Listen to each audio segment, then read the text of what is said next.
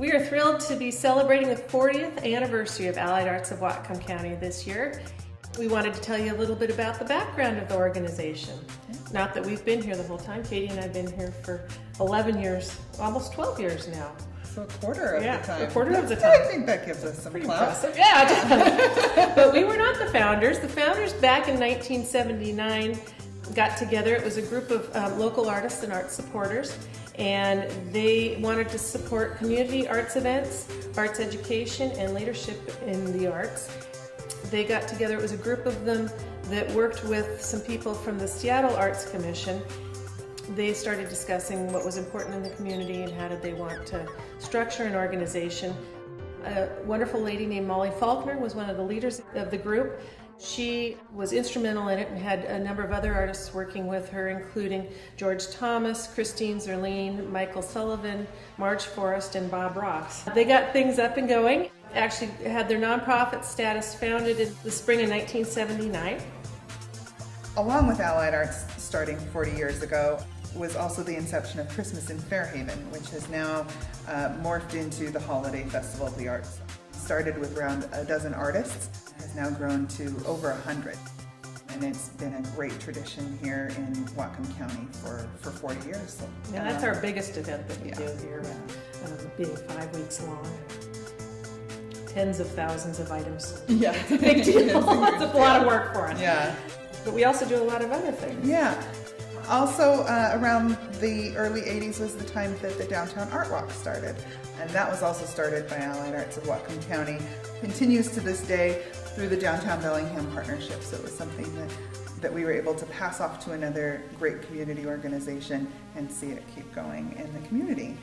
That happens the first Friday of every month in the evenings and includes about 30 downtown businesses all showing artwork around town. And since then we've had some other big things come up, big festivals and things, and some have come and some have gone, starting with the Soup Fest. Soup was Fest. a big fundraiser and things that they did for years. And yes, we've had many different variations of some kind of summer festival throughout the years. That includes La Bella Strada, Chalk Art Fest, Bellwether Arts Market, Bellingham Sea Feast art booths we've organized over the years. And now we've still got going on the Whatcom Cultural Arts Festival and the Recycled Arts Resource Expo, all celebrating various kinds of art that's popular here in our Northwest region.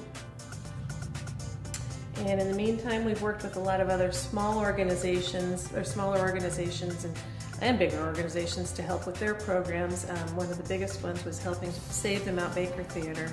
That was a huge campaign that they undertook at the fairly early on in their inception. They also helped with the Boulevard Park Pottery Studio that took place there until Woods Coffee became Woods Coffee down at Boulevard Park. Whatcom Storytellers Guild is one that we hope to get going. Procession of Species we still work with on an annual basis. Whatcom Studio Tour, we've worked with all kinds of great organizations. It's been really fun to help out. One of our other biggest in-house programs that a lot of people don't know about, or they know about it and don't know about the other ones, is our Arts in the Schools program. That started about 20 years ago. It was started out being called the Arts in the Schools Community Program, and as it grew throughout the county and things, we changed the name to Allied Arts Education Program. It is serving all the county elementary schools. We have 16 teaching artists that go in and do intensive classes. They are all amazing people doing incredible things. That culminates each year at the end of the year in May with our Children's Art Walk, where we have downtown businesses taken over by children's art. Last year we had about 60 different downtown businesses and arts activities going on throughout downtown to celebrate arts in the schools. And all the work that we've done in the community, we've been able to ensure that it has a future by getting our building. Yes. Yeah. Yes. We've been here about 15 years. We no longer own the building, which is actually probably a good thing. But it started out, we had the Pickford Film Center and the Idiom Theater sharing the building with us, and now it's Film is Truth in Pickford. We're thrilled to be here at 1418 Cornwall. In the 12 years since Katie and I have been here, a few things have evolved. We've got a couple new programs.